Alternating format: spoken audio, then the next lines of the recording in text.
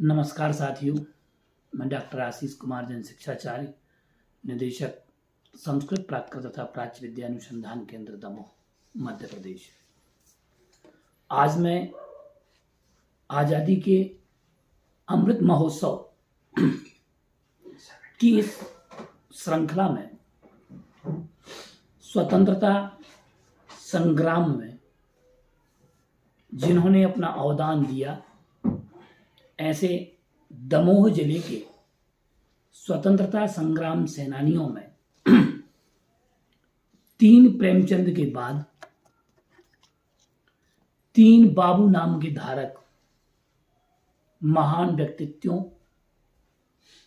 के बारे में, उनके क्रियाकलापों, राष्ट्रीय जन चेतना और जागरूकता और उनके समर्पण की कहानी को लेकर के मैं आज आपके बीच में उपस्थित हूं।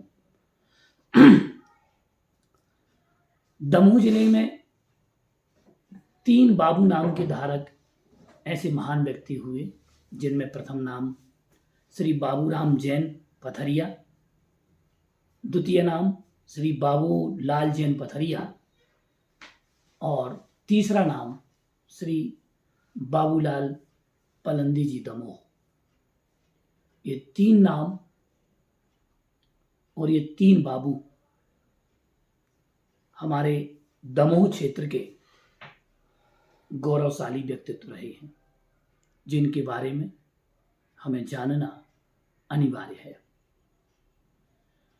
मैं पथरिया जनपद में जन्मे श्री बाबूलाल जैन, पिता बिहारी लाल जी जैन, जिनका जन्म सन 1918 में पथरिया में हुआ। आप रसगुल्ला के व्यापारी थे।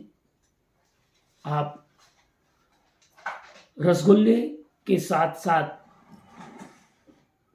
भारत देश के जन संदेश को बड़ी मिठास के साथ आप घर घर तक पहुंचाते थे और ये व्यापार आपको स्वतंत्रता के समर से जोड़ता चला गया और आपने भारत छोड़ो आंदोलन में बढ़ चढ़ करके अपनी हिस्सेदारी की और इस व्यापार को आपने अपना औजार बनाया, क्योंकि आप घर घर से जुड़े हुए व्यक्तित्व थे और आपने भारत छोड़ो आंदोलन के तहत आपको गिरफ्तार किया गया। 2 माह 8 दिन का आपने कारावास भोगा। साथ ही आपके भाई राजाराम उर्फ राजेंद्र कुमार को 2 वर्ष 4 माह का कारावास हुआ। ब्रिटिश सरकार के विरोध में आपने कार्य किया था, इसलिए आपको कारावास की सजा भोगना पड़ी। द्वितीय श्री बाबूलाल जैन पथरिया, जो एक ऐसे महान व्यक्तित्व जिन्होंने अपने जीवन काल में भारत के स्वतंत्रता संग्राम में अप्रतिम योगदान दिया, जिनका जन्म 1896 में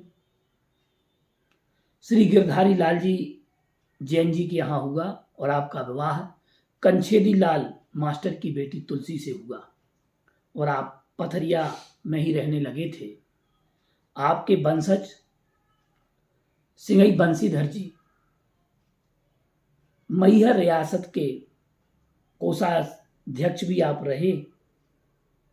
आप उनके ही परिवार से थे। आपने नमक आंदोलन एवं सन 1930 के जंगल सत्याग्रह में 1 दिन की जेल के साथ न्यायाधीश ने 40 रुपए का जुर्माना आपको किया। 14 अगस्त 1942 को आप मंडल कांग्रेस कमेटी के अध्यक्ष के रूप में एक जनसभा को संबोधित कर रहे थे और उस जनसभा में आप ही नहीं, आपके परिवार से आपके ज्येष्ठ पुत्र पदमचंद जी भी साथ में थे, जो ब्रिटिश सरकार की विरोधी नीतियों से संबंधित, ब्रिटिश सरकार की विरोधी बातों को जनता को अवगत करा रहे थे और उनसे संबंधित कुछ पर्चे बांट रहे थे। 14 अगस्त 1942 के भाषण के दौरान आपको ब्रिटिश सैनिकों के द्वारा गिरफ्तार कर लिया गया। पदमचंद जी को भी पकड़ा और उनको छोड़ दिया गया, लेकिन आपको सागर से नागपुर जेल भेज दिया गया, जहां पर आपकी मुलाकात सेठ गोविंदास, विनोबा भावे, ब्रजलाल बियाणी, कुमारप्पा आदि महान व्यक्तित्वों से भेंट हुई और आप पैरवी के लिए पुनः सागर आए। 4 जनवरी 1943 को आपको सश्रम कारावास की सजा न्यायाधीश ने सुना दी। समय निकलते निकलते निकलते आप कारावास से मुक्त हुए। सन 1945 में ध्वज फहराते हुए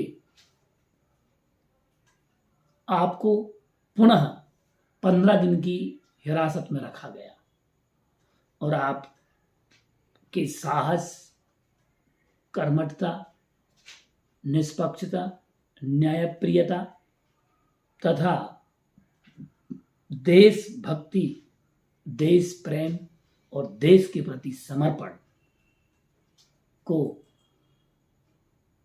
आपके जहन में देखा जा सकता था।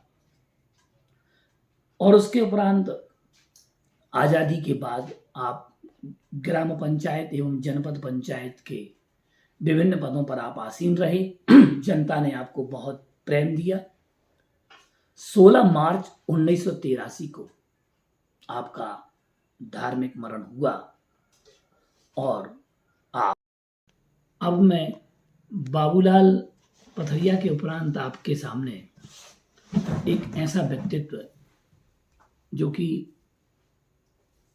पलंदी परिवार को गौरवान्वित करने वाला रहा, ऐसे स्वतंत्रता संग्राम सेनानी श्री बाबूलाल पलंदी दमोह के बारे में आपको जानकारी दे रहा हूं। आप श्री नाथूराम पलंदी जी के पुत्र थे। आपका जन्म 4 फरवरी 1920 को हुआ। आपके भाई केसरचंद पलंदी थे। आपके जीवन की सबसे विशेषता ये रही कि आपने 12 वर्ष की उम्र में जंगल सत्याग्रह के अंतर्गत अपने ही विद्यालय में भारतीय ध्वज को लहरा दिया, फहरा दिया। फलस्वरूप आपको इस अपराध में न्यायाधीश के सामने पेश किया गया और जगन्नाथ प्रसाद जी ने आपको अदालत समाप्ति तक का दंड सुनाया और इस कारण से आपको अपने शासकीय विद्यालय से आपको निकाल दिया गया। आपका विवाह बेनीबाई से हुआ था और आपके दाम्पत्य जीवन में आपको 6 पुत्र और 3 पुत्रियों का सौभाग्य प्राप्त हुआ पालन पोषण करने का, जिनमें प्रकाश पलंदी, इंजीनियर अशोक पलंदी, स्वर्गीय बसंत पलंदी, दिनेश पलंदी, चक्रेश पलंदी और राकेश पलंदी, ये 6 पुत्र तथा 3 बेटियों में सावित्री जैन, श्रीमती पुष्पा जैन और क्रांति जैन, ये आपका परिवार था। इन सब परिवार के दायित्वों को निर्वहन करते हुए आपने स्वतंत्रता संग्राम में अपना अवदान दिया और आप श्री रघुवर प्रसाद जी मोदी जी से, उनके विचारों से, उनके व्यक्तित्व से बहुत ही प्रभावित रहा करते थे। निरंतर आप उनके साथ उठते बैठते और भारतीय स्वतंत्रता की आप उनसे हुनर सीखते थे। और फलतः सन 1939 में त्रिपुरी कांग्रेस में आप स्वयं सेवक के रूप में जुड़े और 1941 में ही ब्रिटिश सरकार के विरोधी संदेशों और स्वतंत्रता संग्राम के सकारात्मक संदेशों को आप जन जन तक पहुंचाने लगे। यहाँ तक कि आप ड्योढ़ी पीट करके, ढोलक बजा करके, ढोल मजीरा बजा करके भी आप भारत के स्वतंत्रता संग्राम का प्रचार प्रसार करते थे और लोगों को ब्रिटिश सरकार की विरोधी नीतियों के बारे में अवगत कराते थे। 13 अगस्त 1942 को आपको 1942 के आंदोलन में गिरफ्तार कर लिया गया, आपको सागर जेल पहुंचा दिया गया और 4 जून 1943 को आप रिहा हुए। सन 1941 से लेकर के 1956 तक और 1969 से लेकर के 1977 तक आप जिला कांग्रेस कमेटी के महामंत्री रहे, अध्यक्ष भी रहे तथा सबसे गौरव की बात वर्तमान में आप लोग जानते होंगे श्री शांतिनाथ दिगंबर जैन मंदिर, भाईजी मंदिर दमोह के सामने जो कमला नेहरू कॉलेज, जिसको हम KN कॉलेज के नाम से जानते हैं, ये जैन समाज के द्वारा स्थापित कॉलेज, ये जैन समाज का कॉलेज था। और इस कॉलेज में, इस महाविद्यालय में आप सचिव एवं अध्यक्ष पद पर आसीन रहे। साथ ही आप स्वतंत्रता संग्राम सैनिक संघ दमोह के उपाध्यक्ष रहे, जैन प्रगतिशील परिषद के आप संस्थापक रहे और वर्तमान में आप दमोह में एक आदर्श विद्यालय चला करते हैं। उन आदर्श विद्यालय की शिक्षा समिति के आप संस्थापक थे। आपने शिक्षा, धर्म एवं राजनीतिक क्षेत्र में अपना अवदान दिया, साथ में आपने स्वतंत्रता संग्राम में अवदान दिया। 25 मार्च सन 1985 को आपका देहावसान हुआ। इस प्रकार से आज हमने जाना दमोह जिले के 3 बाबू जिन्होंने भारत के स्वतंत्रता संग्राम में अपना अवदान दिया। नमस्कार साथियों।